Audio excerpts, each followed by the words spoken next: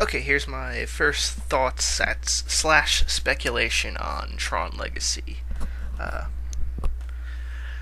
let's get right into it. With the release of the new Comic Con trailer, the de-aging technology. As you can see here with your first picture, this is our first glimpse of de-aged Kevin Flynn. Very impressive tech. If memory serves me correctly, this is the same special effects firm that did the Curious Case of Benjamin Button, which had very good effects in there. So, I mean, just look at it. He does look exactly how he looked almost 30 years ago now. And we also see the same de-aging tech as Flynn, or Jeff Bridges plays two characters. He plays the original Kevin Flynn, aged now, and Clue 2.0, which, if you remember back to the first Tron, Clue was his little hacking program. Now it looks like he's the villain. So we're probably going to have something about.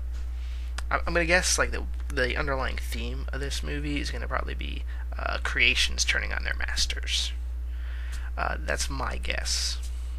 I could be wrong, but I have a very strong feeling that's going to be the underlying theme of this film when it comes out. It's creations turning on its masters. That kind of goes maybe somewhat to the old underlying religious discussion that was going on in the first Tron. Going back also to kind of like that old statement in Jurassic Park where Jeff Bridges is like, God creates man, and God creates dinosaurs, and that whole line. I'm not going to repeat it because I have a limited time here. But moving on, Bruce Boxleiter, of course, is back. Not only in his regular NCOM CEO persona, but considering the tech they've put into doing Jeff Bridges and bringing back, new version of Clue. They're not saying it. It seems like this is something they're purposely keeping for the release of the movie. No doubt Tron, or a new version of Tron, probably with Bruce there, de-aged along the same lines, is going to appear. I mean, it doesn't say Tron on his IMDb page, but IMDb is really just a glorified Wikipedia. And if they haven't released that information yet, it's not going to be on there. So, but I'm almost dead certain we're going to see a new version of Tron, played by Bruce, good old Commander Sheridan. Get more into that when we get to the actual, when I think what the plot's going to be. And of course, here we have 13. Yes, she's always going to be 13 to me. If you insist, Olivia Wilde plays Quora. I believe that's how it's going to be pronounced in the film. Not certain there. She seems to be kind of Sam's guide character. The person that's going to take not only Sam, but through Sam, the audience into this world and explain how everything works. Because there is going to be a lot of people that did not see the first one and only have vague recollections of it. And not to mention, some things might have changed. It's just the way they explain it. I'm gonna bet she dies in this film. This is a guess of mine. They're gonna kill her character somehow. But nice to see that she's moving from TV to film. Not much more to say about that other than my speculation that she's gonna be the guide character, helping him out, and I have a feeling she's gonna get whacked in the film. But I could be wrong. Again, these are just my guesses. Oh yeah. I pulled a nice little screenshot. We haven't noticed a lot of these, with the exception of 13's picture there. I pulled right off of a trailer that was posted on YouTube. Very cool little effect, harkening back, of course, in the old one, but showing again the updates of the technology. This is, I guess, how you get killed by a disc. It just shatters into little pieces. Cool, kind of showing the upgraded, how the world has been upgraded. I just like the shot, so I put it in here. Oh yeah, and this is the jet. That which, I mean, you can see here. This is just the wireframe shot. You really don't get a good picture of it in the trailer, but again, it's showing an upgrade. Although I'm not sure how much of an upgrade this is because if you think back in the first one, they had that giant command carrier flying around, so not a whole big upgrade. Or not like an entirely new thing being brought to the Tron universe. Tron had 3 dimensions. There was flying. I mean, they had the those other big machines were in there. But it is a nice little picture, or a nice little addition, and it probably might be, we might get like a fighter chase scene or something along those lines, and that is Clue 2.0 driving that thing. Pretty much all.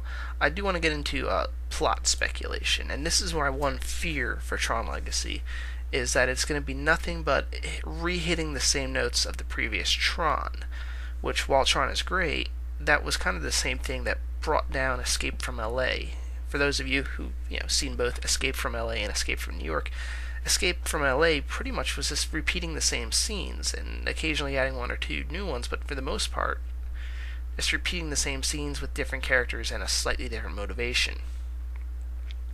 And that was the one thing that held that back. I mean, in that movie, whenever Carpenter was doing new stuff, it was kind of great, except for the poor CGI, but that was more for the time.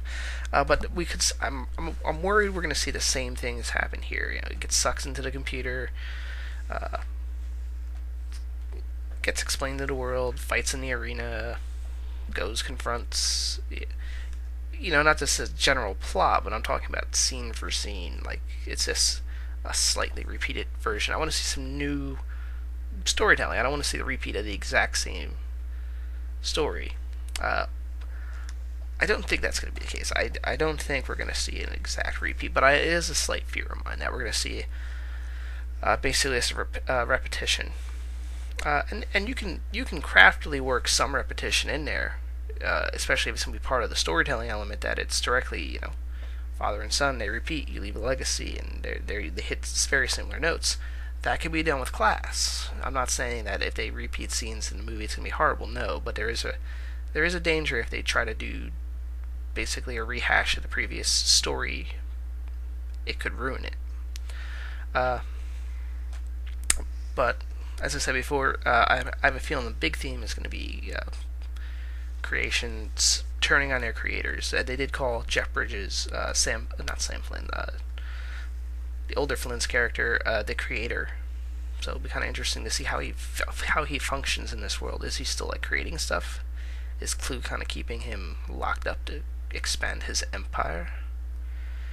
We don't know. And why are they bringing Sam in is the big thing, because he was paged. Now, was that the elder Flynn sending out a distress call, or was he being brought in by Clue? Was he being snuck in there by Clue?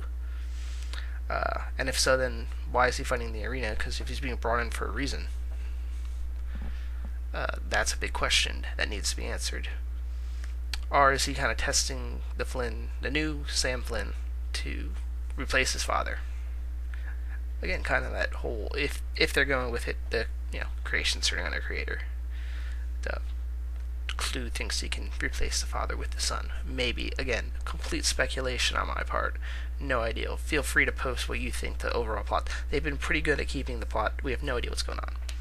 And maybe that's why that's why I'm seeing this a repeat of the previous one, because they haven't released anything in the plot, and they just kind of are showing us the scenes that are very similar to the first one to get the fans excited.